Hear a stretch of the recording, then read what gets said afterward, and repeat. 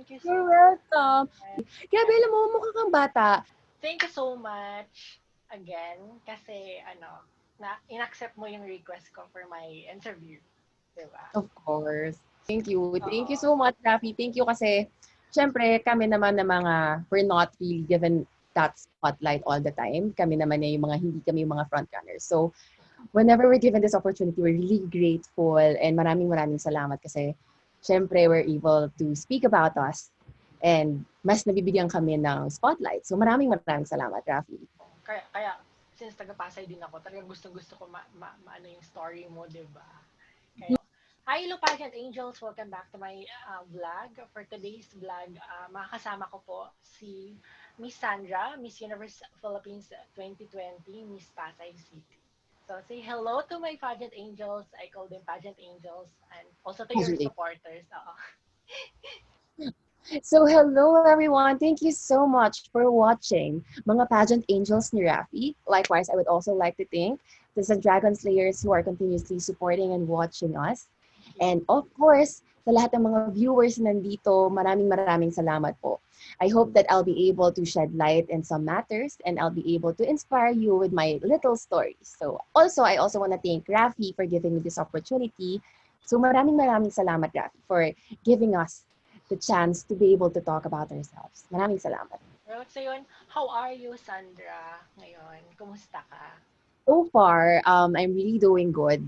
And ang daming nangyayari, pero we're starting to be busy because the pageant is coming to a close. October 25 is here. Tapos ang bilis na yan eh. Like, in a matter of weeks, syempre pag busy ka, mas mabilis yung oras. And ayun, so far, medyo nare-rattle at some point, pero you're able to maintain your composure kasi I have a lot of supporters. Andyan yung support system ko, my family, my camp, who are continuously helping me to pursue the journey. So, sa mga hindi nakakakilala kay Sandra, kay Miss Pasay, sino nga ba si Sandra Nicole Santa Maria? Sino nga ba siya? Thank you. So, I'm Zandra Nicole Santa Maria. I'm representing Pasay City, and I'm the youngest of 3 siblings. So, tatlo kami magkakapatid. My brother, my sister, and me. And ako ata yung pinakamalambing sa family because usually when I get home after a long flight, so minsan 5 days wala kami sa Pilipinas, I would message or I would talk to my family, do you guys miss me? Or pag uwi ko sa bahay, do you miss me, family? So I'm that kind of person. I'm also that kind of friend. So whenever I get home, I would already plan dates with my friends. So this is Sandra. And yun lang. Gusto ko lang i-share yung little things na hindi ko naman masyadong na-share sa mga live interviews ko. So yun. Proceed na tayo sa mga questions. So, of course, go ahead. I let you know, we have 20 major questions. Wow. Then, ang dami. Oo nga, no? Then parang ako mag-exam today. Oo nga eh, parang Q&A training. Yes, so that's let you true. know more talaga, no? Then, we have 5 questions from your fans. Then, we have, kasi I posted kasi sa IG ko to ask you a question about you. Then, we have 3 major or final questions. Parang Miss Universe, no? So, yun. Miss Universe. So, Miss this Universe. Is a total of 28? 28. Okay. So, ilang percent po yung passing rate? Ilang percent? Kayang-kaya yan. Kayang-kaya yan. So, yan, of course. So, start na tayo sa first questions, sa 20 major questions. So, first, what are your preparations in competing Miss Universe Philippines 2020? Okay, so the way that I prepare for Miss Universe Philippines, of course, it's pandemic. It's really hard to move around and see my trainers. For passerella training, nung una, we just always do it through Zoom, ganyan. But of course, the pageant is really coming to a close. So we're already trying to meet each other every week para mag-passerella training. Likewise, with Q&A training, I've been doing this a lot because ito yung isa sa mga focus ko. So we're always doing a Zoom training. So before live interviews, ganito, meron kaming mga mock interview, meron kaming magme-makeup na din ako doon, and then also I'm gonna be doing Q&A trainings, likewise. So this is how everything is going Virtual with tools. my makeup. Oo, ganun na rin ako. Yun na rin yung way ko ng pag-practice because syempre, every time magla-live interview, I have makeup trainings then. So that's it. That's how I prepare. Mostly it's technology, but as it's coming to a close ngayon, nakikita na kami most of the time. So, next question naman tayo. Which Mm-hmm. part of the competition do you spend the most time preparing for? Your Mm, passerella ba? um, Q&A? Q&A. Q&A yung fino-focus ko, Rafi, because it's important for me that when I'm able to speak in front of the people, especially that you become an ambassador or a spokesperson for Miss Universe, it's important that what I try to say and impart to other people is something that comes and I strongly agree with. So this is important for me to practice on. Tapos, it's just important for me then because I will not I don't want to be just someone who just utter words. Ayoko na sinasabi ko lang siya because it's what people want to hear. Gusto ko yung sinasabi ko comes from experience. So most of the time, the way I also practice is I talk to my friends who has the same core as I do. Likewise, I also talk to those people who doesn't agree with what I say. Kasi it's important for me that whenever I speak for both sides. Alam ko Ah, yung side ng story ng isa, alam ko yung side ng story ko. So that's how I want to be able balance to lang. become spokesperson for Miss Universe. And then second to that na pasarela because I'm really not very good with pasarela. I still have the model walk before, but I can't wait for everyone to see how I improve with my pasarela. So excited. That's it. I That's can't it. wait your pasabog. Sana. Ayan. So yun. Next question is, tell me more about your advocacy. I want to know your advocacy, which is very important. Okay. So basically, whenever I talk about my advocacy, you'll always hear about the 5 R's. This is the principles of my advocacy. My advocacy is about zero waste living, wherein we're altering our lifestyle to be able to reduce the environmental impact na meron tayo sa environment. So, is this the first time you've heard of zero waste Mm. living? Mm. Okay, that's great. So, feeling ko naman, at some point, maybe you were able to practice this. Meron tayong refuse, single-use plastics, reduce what you don't need, reuse what you already have, recycle, and rot. So, these things, you're all familiar with this. And probably, whenever you go to the grocery, you bring your own eco bag. Siguro bumili ka na rin ng sarili mong metallic straw. Most of us are already practicing it. Pero as a beauty pageant contestant who are advocating for this, I hope that next time, hindi na lang tayo bibili ng eco bag kasi it's trendy, it's fashionable, pati yung mga metallic straws. I hope next time, whenever I'm able to talk about this, sana people will buy it because alam nila na kailangan na yun ng Mother Earth because this is Obvious for na our talaga nila. people. Oh, Mm-mm. true. So, noon naman din, I just find it na it's very trendy to buy the metallic straws because everybody is doing it as well. But hopefully next time, sana ganun na rin yung mangyari for other people. So, those are the 5 R's and I hope we'll be able to practice it. Kasi, alam mo, sobrang dami talaga ng trash na meron tayo. Ilang Sometimes the years siya plastic, natutunaw, no? Ilang yes, yes. years, correct. And just imagine, oh, plastic over plastic over plastic, it all goes to the landfill. Tapos Correct, it correct. takes a million years before yan mag-decompose. So it's important that talagang bawasan natin yung waste natin. Kasi, paano kung mapuno na yung isang land, 'di ba? Wala na tayong matatapunan. So yon. Sana, Babalik din sa atin hopefully. kasi yun, di ba? Oo. Tayo din yung, It's important din sana na it's not just me who's able to do it. Kahit tayo lahat imperfect natin magawa yung zero waste. Pero kung a million people will be able to do it, ang laki pa rin ng impact na magagawa. kasi kahit simple lang, in our own simple way, kahit Mm-mm. isa-isa lang, madami tayong Totoo. gagawa, no? Yes, and because the thing about this is pagbababa yung demand for this single-use plastics, so malalesen na yung pagpuproduce ng mga manufacturers. So yun yung important. Masend natin yung message na yun kung lahat ng tao gagawin na yun. Then maging habit na. Pero, True. Magiging habit. love your advocacy. Next question naman is, why did you join Miss Universe Philippines instead of other national pageants? This will be your first I ba? joined this.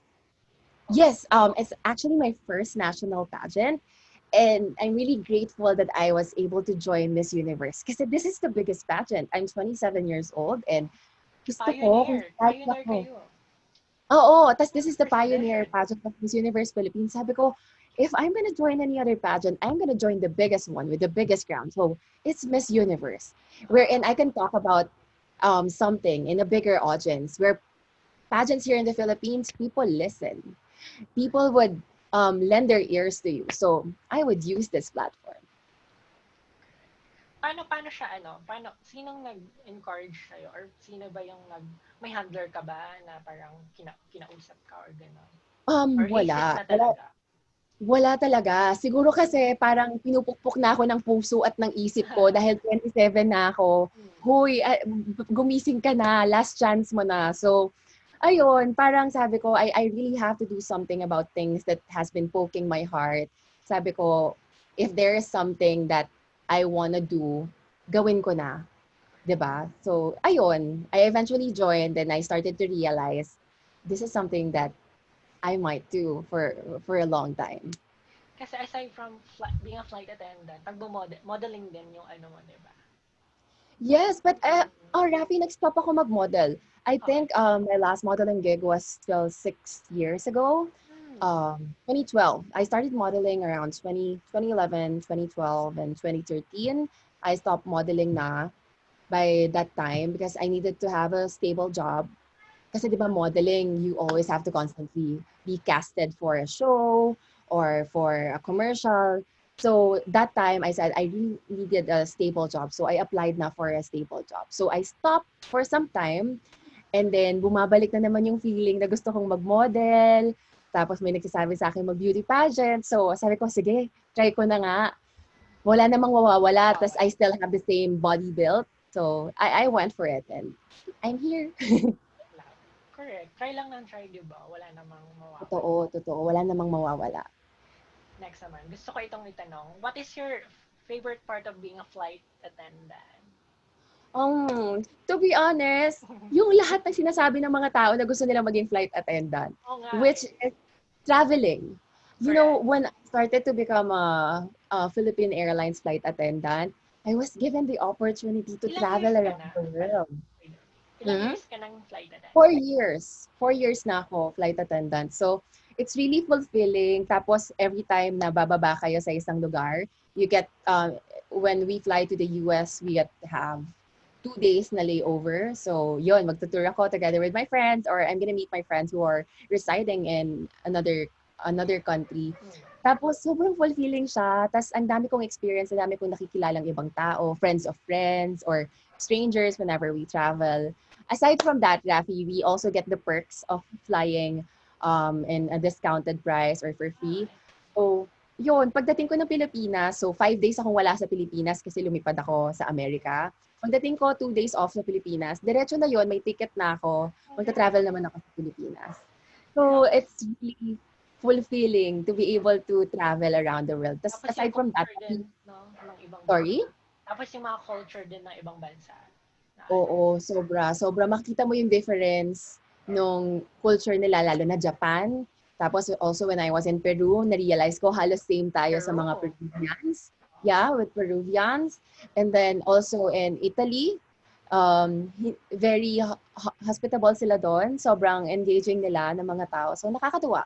There's a lot to learn from all those experiences. The next question naman. As a flight attendant, what are the qualities that you can apply as a beauty quality? Hmm. You know what? In our flights, ang dami mong may experience na hindi mo alam kung anong pinagdadaanan ng isang tao.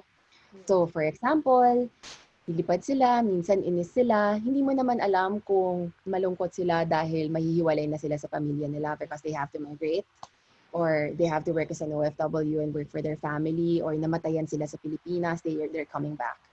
So, with that said, kailangan mong intindihin lahat ng storya ng bawat taong nakakasalamuha mo. So, this is something that I can apply as a beauty queen. Because again, when you want to be a spokesperson, you have to understand where each and every person is going through. We have different things that are going on. We have different walks of life. So, as a spokesperson, as a beauty queen, gusto ko na when I speak, I don't just speak from my experience, I also speak for what is happening in another person. So, yun yung gusto kong i-impart as a Genuine. beauty queen. Mm-mm. True. Next question naman. What kind of a day will describe the best day in your life? Oo. Para sa akin, the best day for me, usually kasi pag itong question na 'to ang naiisip ko, kung 'pag nasabi ko yung ang sarap mabuhay, there are two things na lagi ko 'tong nasasabi most of the time 'pag umakyat ako ng bundok, ta's nandun na ako sa tuktok and nakita ko yung view, lagi kong sasabihin, "Lord, ang sarap mabuhay." When you get the chance to see all those beautiful things. Tapos yung next is 'pag nakain ko yung masarap na pagkain.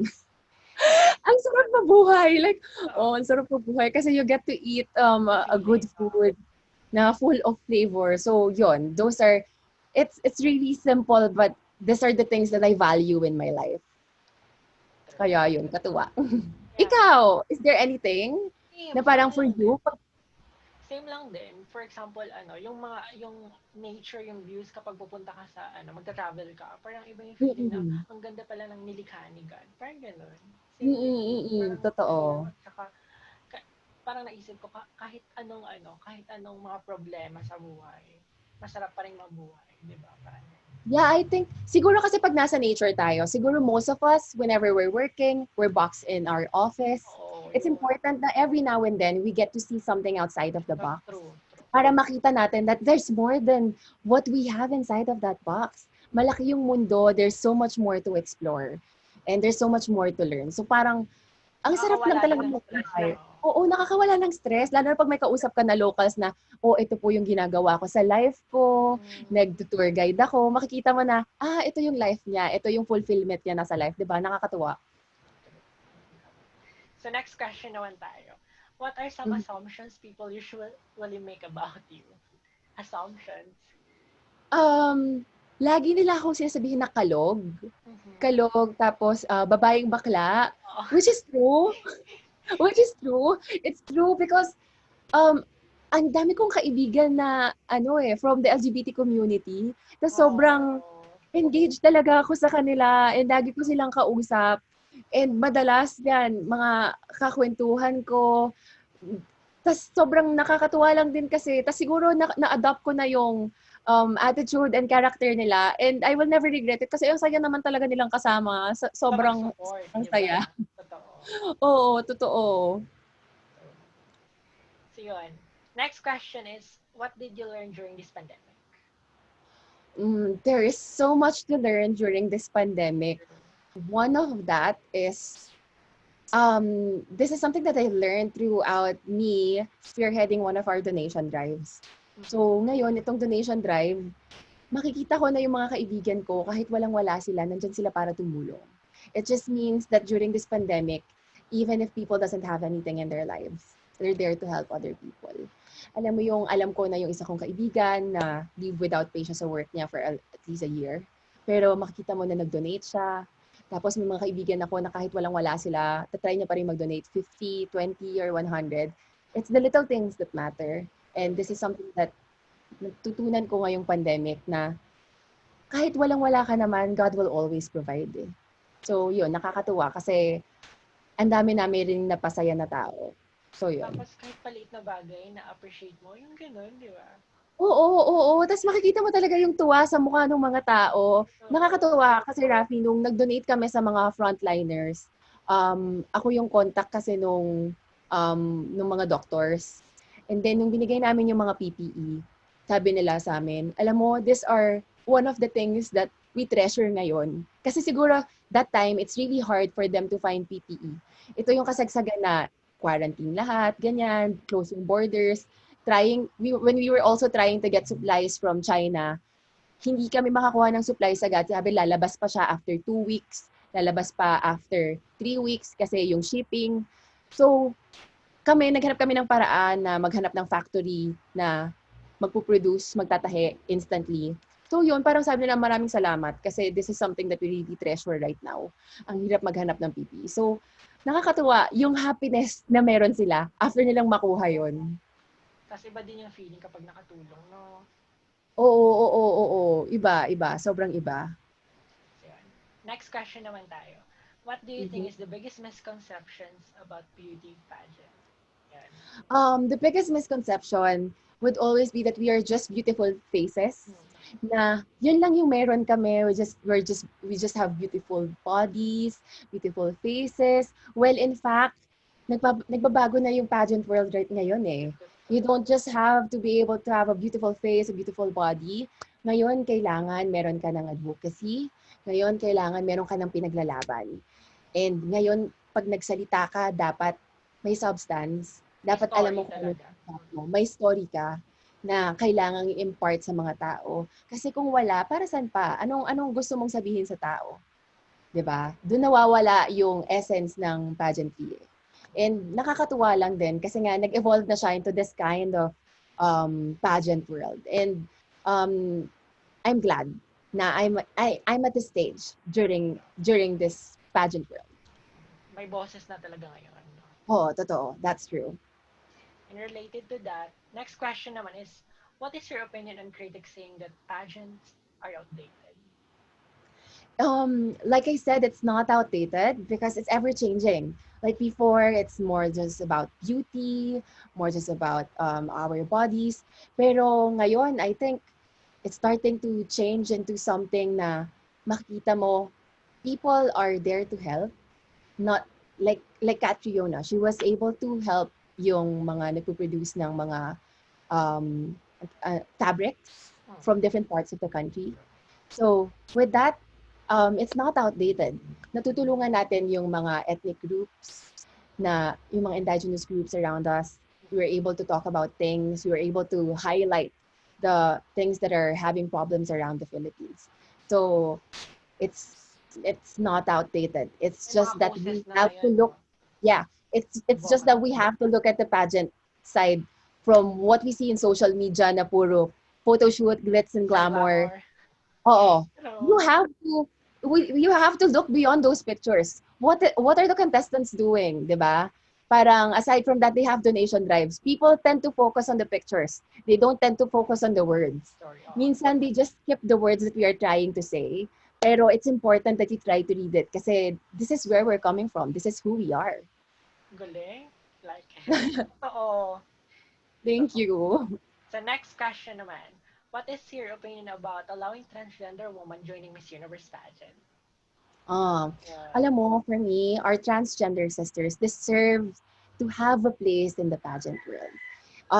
Because they are there to be able to talk about something. They also have their own advocacy, something that they're fighting for, the rights that they're fighting for. You know what? I'm sure that they're not just fighting to be part of the stage. Why don't we use the pageant world, the pageantry door? Let's open those doors for them to be accepted in the society, not just in the society, in the workplace, in the academe, in the family world. This is an opportunity for them to talk about their causes. And I'm sure this is their cause to be accepted in the society. Let's use the Miss Universe pageant to do that. If the Miss Universe Philippines will allow it, if the government will allow it, why not? Let's not deny them of this platform. True. Kasi inallowed na nga sa Miss Universe, di ba? Yeah, that's true. That's true. 2018, Kasi, which is Angela Ponce from Spain, right? totoo. And sabi nga niya, di ba, the fact that she was there, napakita niya na yung gusto niya ring ipaglaban. May story din talaga, di ba? Yung Oo, story. totoo. So, next question is, in this day and age, how important do you think having the Miss Universe Philippines pageant? In this day and age, sa totoo lang, people would say, is pageants really relevant today na ngayon na may Pandemic. pandemic? Oo, it's relevant. Let's try to remove the glitz and the glamour, yung mga magagastos na mga bagay. Let's put all the causes that we're putting here, just like the ring light series, wherein Totoo. we are here for our beneficiaries. We are here to help different the WWF, our Philippine Coalition. Diba? Parang, bakit mo naman sasabihin na it's not relevant today when we are here to be able to help? Siguro kasi people are always saying na it's all about glitz and glamour, ang daming gastos. Of course, meron talaga tayong magagastos para makapag-produce ng isang platform na makaka-reach out to other people. Part na yun. Pero siyempre, tinatry yung i-lessen ngayon ng ating pageant Kasi syempre, nandyan tayo para tumulong sa ibang tao. So you see, I know that some of you will be able to see it. Meron tayong merchandise from Miss Universe Philippines. Meron tayong ring light Ring series lights. na would help the beneficiaries, not only the beneficiaries, but our partner organizations. So let's think outside of the box. It's not just the glitz and the glamour. It's also about our beneficiaries. So next question naman. Have you always been confident or have you ever struggled with self-esteem? I did. I was able to, I came to a point in my life that I struggled with self-esteem. Siguro kasi back in grade school, I think I was one of those dead kids na wala masyadong friends. Ah, So, oo, ganun. And then when I was in high school, I have friends who would tell me, "You're so lanky, can you stop moving?" Magalaw kasi ako, Rafi. So parang sabi nila, "Can you stop moving?" So parang at some point, some people were trying to avoid me. Pero for me, it was still me. Parang hindi ako yon kung hindi ako super magiging magalaw, ganyan. And then, it somehow took a toll in my being na parang, should I really stop becoming who I am? Tapos, it was just really surprising. Kasi yung friends ko from high school, first year sinabihan ako, "You're so lanky, parang wag ka masyadong magalaw." Hindi ko talaga maintindihan kung ano yung problema. And then second year, I was still the same me and they said, "You changed, big and better." Sabi ko, I did not change anything about me. Sabi ko, bakit yung sinasabi yan? And then siguro, parang they've just come to realize na this is Zandra eh, hindi na natin maiiba yan. And then I've started to build my self-esteem because I was really accepted for who I am. And then come college, ayun na, I was still the same old me, babaeng bakla, and then very kalog. happy, just really kalog everywhere I go. So ayun, nakakatuwa kasi I was able to build my self-esteem not just because I tried to accept who I am, pero aside from that, kasi inaccept din ako ng mga taong mahal ko. Naging authentic ka lang. True. Oo, totoo. Next question naman. How do you silence your insecurities? I silence my insecurities by accepting it. So, um, one of that is something that I have experienced during my modeling days. Ang dami nilang sasabihin sa'yo, like, oh, ang dami mong pimples, or you're very flat-chested, or your skin is not too dark, we need morena, or we need Caucasian during Mga shoots. standards. Oh. Yeah, there's standards in the modeling world. And ang hirap kasi minsan malulungkot ka na why don't they accept me? Am I not fit for the job just because I'm not too white or I'm not too dark? Um, and then trinay ko lang i-accept, Sandra, ito ka eh. Ito yung market mo. Dito ka sa market na to. Kung pagpipilitan mo yung sarili mo dyan, mawawala ka, merong market na gustong tumanggap sa'yo. And eventually, somebody wanted to accept me. I was accepted in a modeling agency that was big in the Philippines. It's called Calcaris. Then I was able to be accepted. I was able to work for Michael Cinco, for Rahul Laurel, Francis Bibiran. Those are big brands. And then, sabi ko, okay, my greatest asset is my height. And I'm very tall for this market. And I should use that as an advantage. Not all are as tall as me, not all are as 5'11 as me. So sabi ko, use that as an advantage. Wala yung ibang tao nun. And kaya kong papayatin yung sarili ko. So you have to focus on your strengths more than your weaknesses. True. Anong height mo pala ba? I'm 5'11. What? 5'11. Ikaw yung pinakamatangkad sa batch na to ba? Yes, I am the tallest. And then next tallest I think is Michelle. And then after Eliza ata. Tapos Isabella Galleria. True, kasi totoo yung sinabi mo, pag may mag-close na door, may mag-open naman, di ba? Yeah. Lang. So, Kasi kung pagpipilitan mo, ikaw lang yung malulungkot. Ikaw lang yung mas madidisappoint. stress. O- Oo. Oo, totoo. So chill ka lang. Take it day by day. Kung ano yung nangyayari sa'yo, just take it in. If they don't accept you, okay lang. Somebody is gonna open my door for me. Maganda ka, yun yung isipin mo. Matangkad ka, wala sila nun. Totoo. Diba? Kasi hindi talaga may iwasan may rejection talaga, di ba? Oo, it's really part. Because beauty is subjective. Hindi naman lahat magugustuhan ka for your looks eh. Merong iba brands gusto nila is Caucasian, may iba brands gusto nila Filipino, pero you just really have to focus on your strengths and you're gonna get through it. Next question naman, how do you handle pressure? Sorry, pardon again? How do you handle the pressure? The pressure.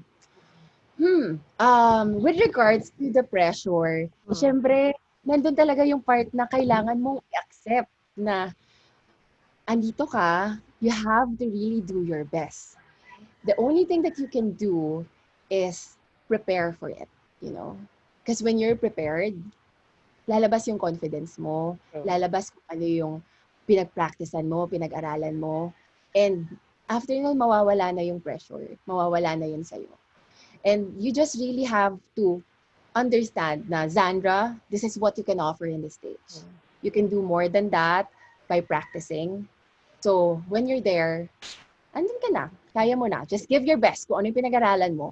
And alam mo naman na pag nandun ka, nabigay mo yung best mo, wala kang regret na hindi mo nabigay yung, di ba? Basta ibigay mo lang yung best mo. Oo, basta do your best.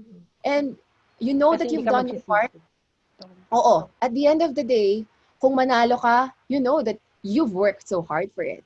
Kung matalo ka, wala kang regrets. Alam mo na ginawa mo yung best. It's just that people have different opinions and choices. Kasi makikita naman talaga ng mga tao na ginawa mo talaga yung part mo. Makikita nila yun. And then always think na, bakit nga ba ako nandito? Di ba? Parang gano'n. You also have to focus on your goal. Ano bang goal mo? Bakit ka nandito? Dahil gusto mo panalo or gusto mo lang ma-impress yung mga tao? You have to look at it in that situation. Huwag kang magpapadala sa pressure. Just focus on yourself because your best competition is yourself. Diba? Love it. Galing. Next question is, what is one thing your mom told you that you will always remember? What is one thing that my mom told Hi to me? your mom. Diba? Yeah, she's actually teaching downstairs. Okay. You know what? Just the other day, I was training for Q&A. May Q&A training ako. Umabot yung Q&A training ko until, siguro this is something na, kasi pinaka-naalala ko, because this is the most recent thing that my mom told me. Sabi niya sa akin, mga 1 a.m. ako natulog, kaka-training, so 1 a.m. Pero usually kasi nagigising naman ako mga 10, 1 a.m. to 10, yun yung tulog ko. But when I went downstairs, sabi niya sa akin, matulog ka na! Pinagalitan niya ako. Sabi niya, matulog ka na! Tingin mo ba ikaw gaganda ka dahil gaganda ka sa pageant na yan kung wala kang tulog? So, this is something that resonates in my mind right now. Na sabi ko, okay, tama nga naman. Na parang, I'm trying so hard to practice for my Q&A. I'm trying so hard to do my best to prepare for myself for the pageant. Pero may nasa-sacrifice na isang bagay. Sabi niya, pag ikaw nagkasakit, alam mo na you always have to go out to do preparations for Miss Universe. And there's a COVID virus out there. If magkasakit ka, lahat ng pinag-aralan mo mawawala. Lahat ng preparation mo mawawala. So, this is something that my mom told me that is still in my heart right now. Sabi ko, okay, tulog na ako ng maaga. I really have, it just tells me that I have to manage myself well in managing my time.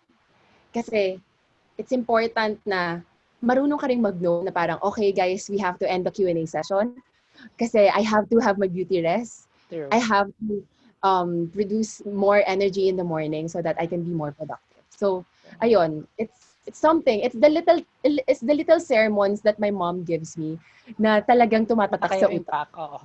Oo, it really gives a great impact in me. So, nagpapasalamat ako sa mommy ko kasi if not for her, siguro kasi pag sobrang luwag niya, hindi rin ako magiging ako eh. Hindi rin ako magkakaroon ng sarili kong value and philosophy ng buhay. So yun. Maraming salamat to Queen Victoria for guiding my every step. True. Proud mama, I'm very supportive, no? Sobrang supportive.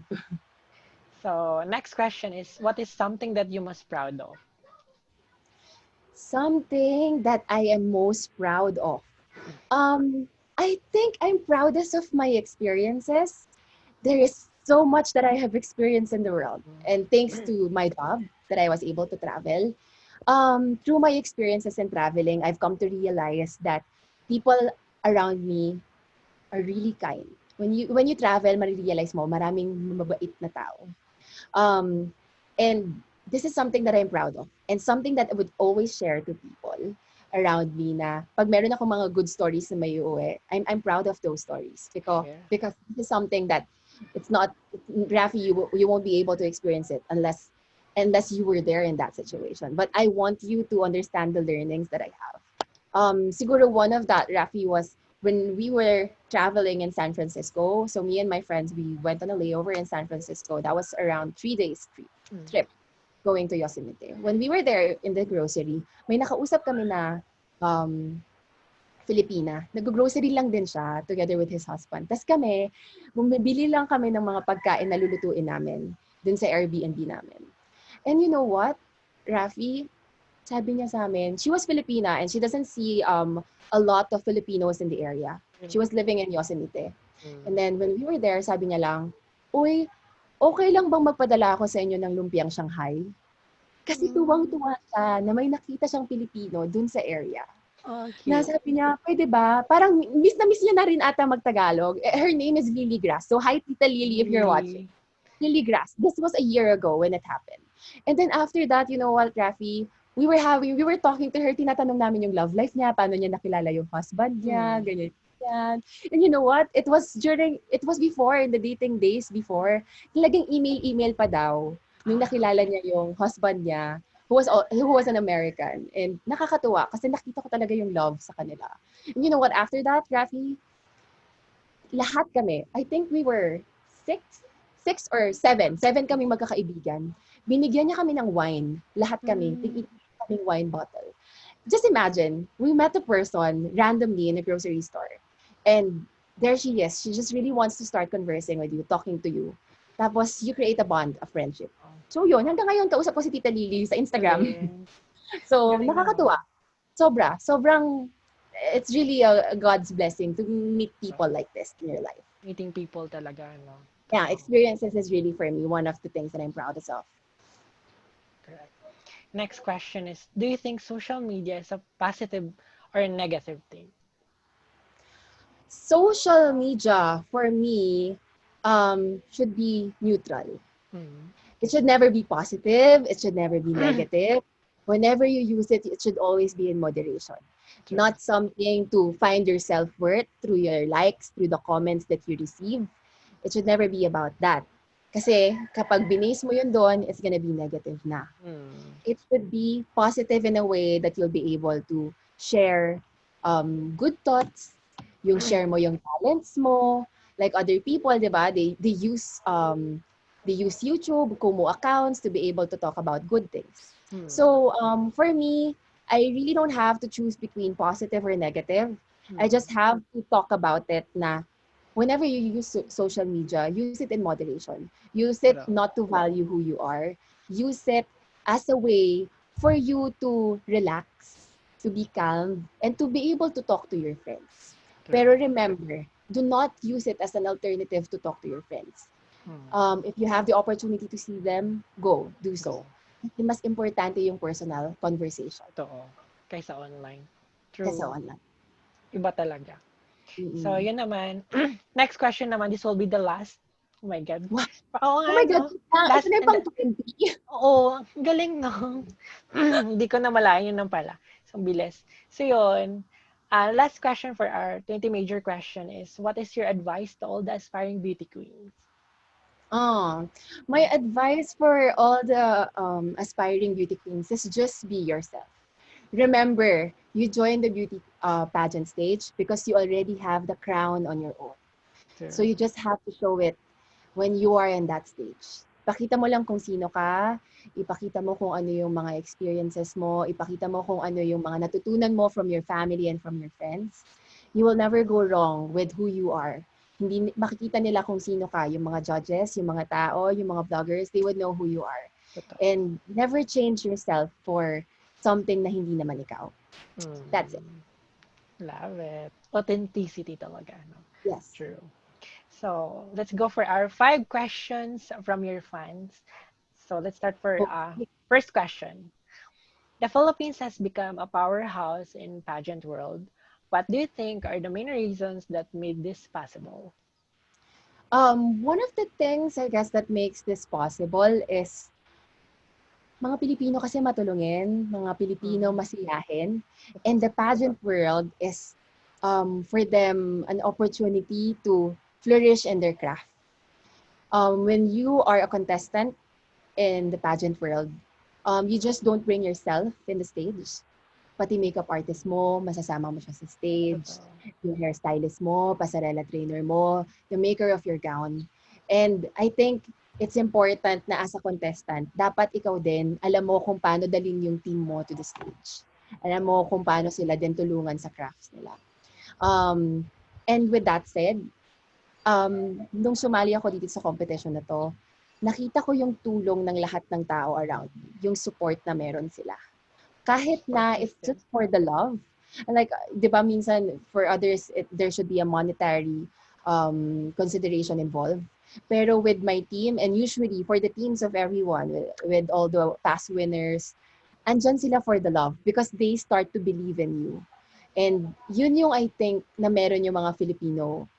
Hindi lang Filipino candidate eh. Lahat. Lahat, di ba? Yung mga tumutulong sa'yo, yung makeup artist, hairstylist, they're there to help you. And ito yung meron yung mga Filipino people. Totoo. They're there to support you all the way. True. Philippine are very passionate talaga. No? Yes, they're very passionate. So, next question naman is, do you think the winner in beauty pageant is chosen before the finals night? Oh, I guess no. This is not true. Alam mo kahit sabihin nila na oh napili ka na sa closed door interview or they have Mm, chosen you in the prelims night, but you if you excel in the finals night, makita nila na uy, ang galing ng walk niya tonight. Probably it's just because in the prelims night you were more nervous. Pero when you show them in the stage na finals night, bakit nila papalampasin yun? Na, totoo. uy, ang galing niya. Bakit ko papalampasin yan? So I guess not. It's not Mm, chosen before the finals night. They really choose it in the stage. Any decision could change overnight, you know. mm. It could change right at that moment when they see that this girl is confident enough to carry the whole Filipino people across her chest. Pak, tama. Totoo. Kasi 'di ba, iba din yung mga judges sa finals night tapos sa prelim. Yeah, So, yeah, totoo, that's totoo nga true. talaga. So, dapat ano, minsan kasi, kunyari, feeling mo, hindi ka na magaling sa closed door interview. Sometimes, Nawawalas lang ng ano, oo. oo, mawawalan ka ng amor or ng pag-asa na, ay, Bawi, wala na bumawi yan, din. wala na yan Dapat ako. bawi-bawi lang. Dapat hindi. Cambio ka, o sige, tresera. Huwag kang magpiprimera, Oo. balik ka doon. Go lang, laban, prelim, sige. Kasi mamaya makita nila na, magaling siya talaga eh. Siguro meron lang siyang feelings na naramdaman ng closed door interview. So, no, laban lang. Pero Huwag kang dapat titigil. hanapin mo yung kung saan ka talaga kung Mm. saan ka weak, 'di ba? Tapos try Yes, you ulit have to din. have Oo. yung pinaka-weakness mo. Where? That's why there's preparation. So, pero syempre, importante naman na pag sumaba ka sa closed door interview, pag sumaba ka sa prelim, sa lahat ng places kung saan may judges, you always have to give your best. Kasi nga Mm. sabi ko, magre-regret ka if you don't do something. 'Di ba? If hindi mo binigay yung lahat mo, magre-regret ka na sa Totoo shit, yan. sana pala yan ko. 'Di ba? Totoo, totoo yan. Then authentic talaga kasi hindi ka kapag maging totoo ka sa sarili mo, wala eh, parang ano lang, parang normal lang sa'yo, 'di ba? Parang gano'n. I guess what, Rafi, people will see that in you when you're not your authentic self. When you're Mm. talking about somebody else, you've spoken words from another person, malalaman nila yon Totoo. na not her. It's important na kapag galing din kasi sa'yo yung words, hindi ka mauutal eh. Hindi, Totoo yan. hindi siya memorize. Kabisado mo rin naman yung Scripted na memorize gano'n, eh, yung oo. scripted. Ako personally, when I have my Q&A trainings, um, minsan alam ko na pag masyado kang kabisado, sabi ko, no, it's not gonna work. I have to find another way na galing talaga siya sa akin. Kasi ang nangyayari, I think during the first days of my training, ganun ako, I try to memorize, magkakabisado ka ng quote, and then, na-realize ko na my strength was from my stories, from the experiences that I have. So usually, everything is something na comes from my heart. So yun yung sabi sa akin ng Q&A trainer ko, Sandra, never speak again because ito yung sinabi sa'yo or ito yung narinig mo. Speak from your heart. So yun.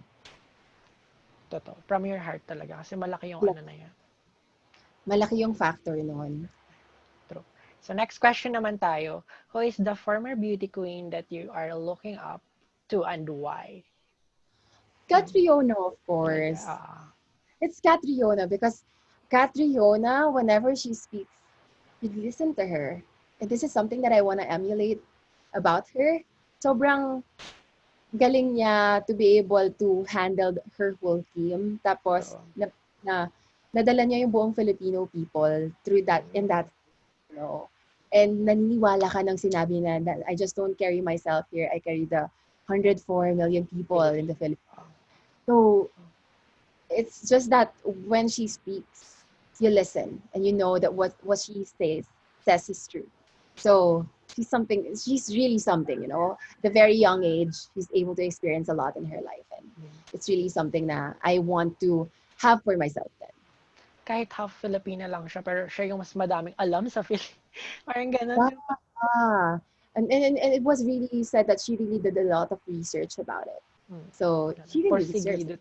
Determined talaga siya. Prepared. True. So yun. Next question naman tayo is, who is the better teacher in life? Success or failure? Failure. It's always failure because there's a lot of learnings from the things that are happening around you. Kung madapa ka man, yung strength mo to be able to stand up again, that's where you learn a lot, you know. Coming from the moment that there were times that I applied for different airlines prior to my work right now. Grabe, I felt really bad na hindi ako nakapasa, ganyan. I felt like a failure at those times. Pero I've come to realize na God has better plans for me. So here I am right now working in a company that I could be with my family as well. Tapos I get to travel and they get to travel as well. So sabi ko, okay, so those failures are just there to test you. Pupush mo pa rin ba? Gagawin mo pa rin ba? Mag-apply ka pa rin ba? Or hahayaan mo na yung sinabi nila sa'yo would not work for you anymore?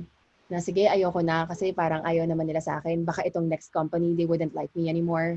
So don't let fallbacks stop you from dreaming. Because when you are a phenomenal woman, it shouldn't stop you from dreaming. True. Tapos iba yung feeling, 'di ba? From failure tapos naging successful ka na. Iba yung feeling na-achieve mo na yung goals. Parang ganun. Oo, totoo.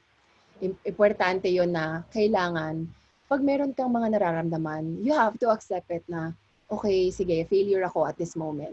Pero and then the very next day, okay, tomorrow is a new day. I have an opportunity again. So you have to grab every opportunity that you have in your life. Because everything happens for a reason. Tama. Yes, that's true. So last question for our 5 question for your fans. From your fans? Then, ito, describe a modern Filipina. Describe a modern Filipina. For me, a modern Filipina is someone who would take action. Hindi siya yung katulad before na parang Maria Clara, na very submissive. Okay, this is what I'm gonna do. Evolved na. Ito yung sinabi nila.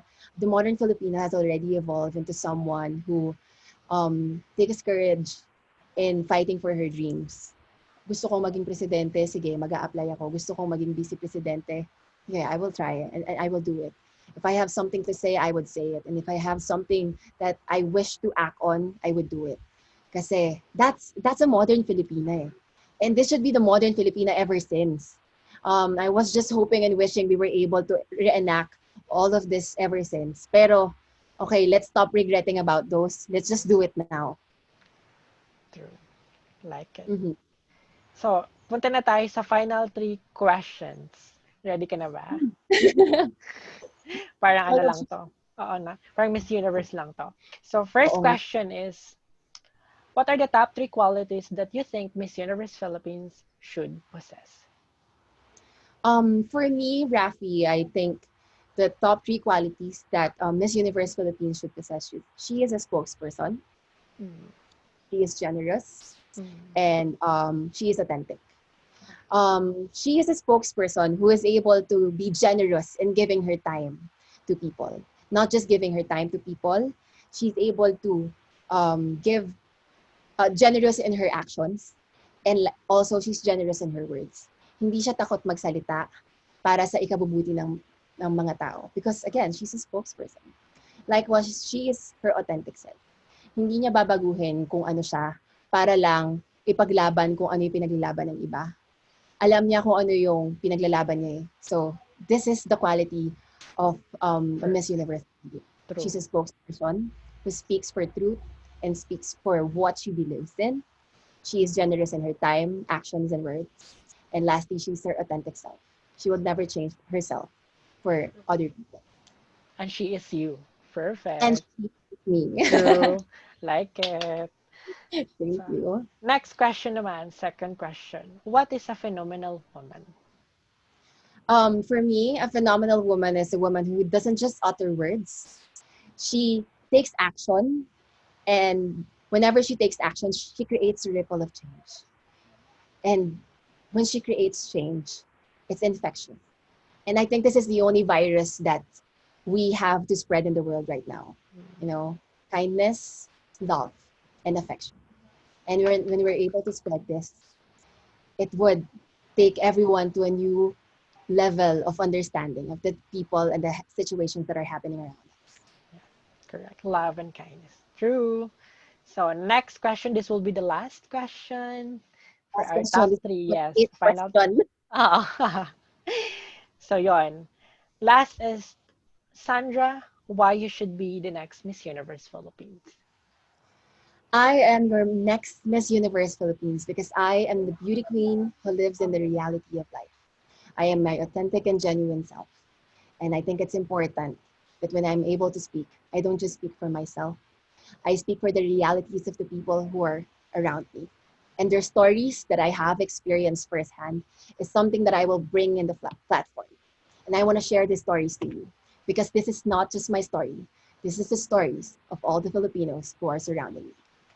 Ang galing. Corona. Crown na lang kulang. Galing. Can't wait for your pasabog. Salamat, Diba? Raf.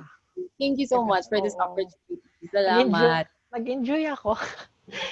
Para lang Thank you. chill-chill lang, no? At least, Oo, totoo, oo. totoo. Very Oo, maraming authentic ka. salamat. Mm-mm. Sabi ko, sige, okay, konting Tagalog para at least mas less chill.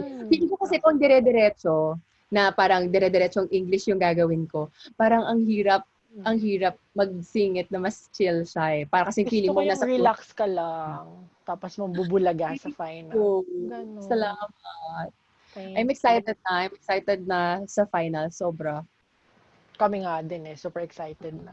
Tapos may mga Oo nga, pasabog. lapit na yung ring light series. Oo nga. September 27 na yun. 27 na. Kaya nga. So, yun.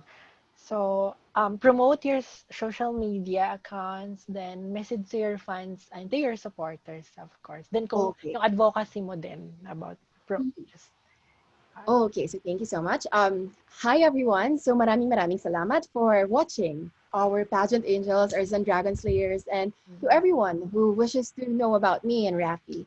So maraming salamat po. If you want to know more about me, you could check out my fan page in IG. It's called Dragon Slayers fan page, and in Facebook, it's Zandra Nicole Santa Maria fan page. Tapos po, sorry, can I also tell about my donation drive? Okay lang. So, we still have a donation drive going on. Proyecto Cuaderno has already come to a close. We have distributed the money and we're just really repacking all the school kits in different parts of the Philippines para i-distribute. So, maraming salamat sa lahat ng donors para sa ating mga school kits. And also, it doesn't stop there. We still have our teachers who need help, our education frontliners. So if you wish to donate, we still have an open school para sa inyong donations. So we still need USB flash drives, used bond papers. We still need your financial support. For used bond papers, we highly suggest na you could just donate monetary assistance because last time, nung nag-LBC ako ng mga used bond papers, napunta lang lahat sa career fee. nung Mm. nagpadala kami sa Pangasinan. So, we really highly suggest for the Youth Bond Papers financial support. For USB flash drive, sige, carry, go lang. You can help with that because medyo maliit lang yung career fee for the flash drives. So maraming salamat po for all your help. Just message me if you wish to help our teachers kasi sila yung naglalabas ng sarili nilang pera para lang makapag-produce ng modules para sa mga bata. So let's all help because education doesn't stop. So, ayun. Correct. Tapos, aside from that, guys, I would love everyone to practice zero waste living. Kahit a little conscious effort na magdala tayo ng eco bag or straw, kung kaya nating lakarin yung mga errands natin, maglakad na lang tayo. At least ma-avoid pa natin yung contact with other people kasi may social distancing. So, this is how we can help better our environment. And sana, we will be able to practice this in our hearts. True. So, ayun. Maraming salamat. Thank you so much, Thank you Rafi, so for giving much. I had so much fun talaga. ako din. Sulit Super yung thank 1 you. hour. Oh, Thank sakto. you. Sakto 1 hour. Thank you, Sandra. Oo, Thank and you, good Rafi. luck. Good luck. We will support you. Sa Thank kanyang you. YouTube channel. Hmm? Huwag niyong kalimutang i-follow si Rafi sa kanyang Ah, YouTube channel. Pageant Angels. Oo. Thank you so much, Ulit. Thank Thank you. you. Bye. Salamat. Goodbye. God bless. Bye-bye. Bye.